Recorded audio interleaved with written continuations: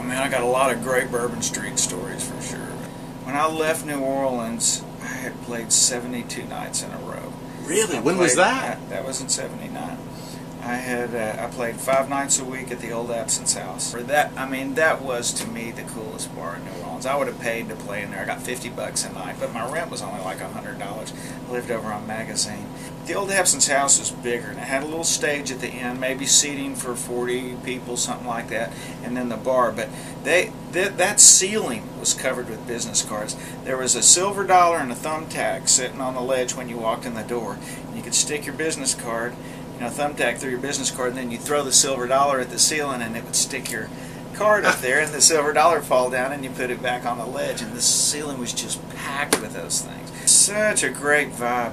And I had, where the stage was at the end of the bar, and they had those double doors open to Bourbon Street, and then they put a bar stool in between the doors to keep them open, and so people couldn't get in there, but people could look in and see me playing, or whoever was performing.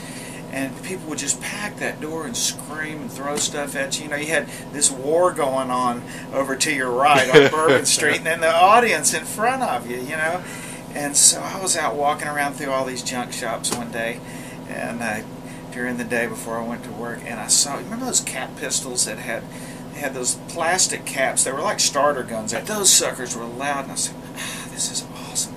So I bought that thing, and that night I just took it in there with my pocket. And sure enough, first set, and that door filled up, and some guy started screaming a bunch of stuff at me, and I just pulled that gun and went, bam, bam, bam, and man, that door cleared out, and the crowd loved it, and I went, oh God, that works awesome. I did it 2 or 3 times. About third set, I was working from 9 at night till 6 in the morning in there. 45 minutes on and 15 off.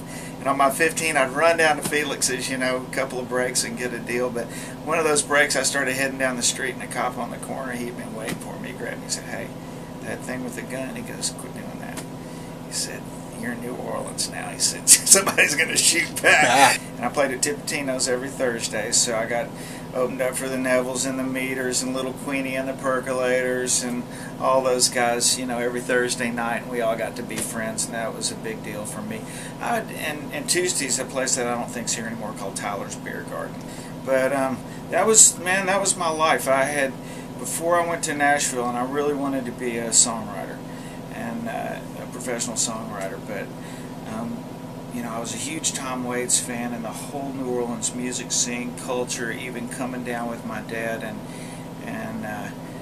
walking up and down Bourbon, and even as a kid, he could take me to Preservation Hall, and we'd sit and listen. It was just in my soul, and I refused to go to Nashville until I'd proved to myself that I could cut it in these clubs down here.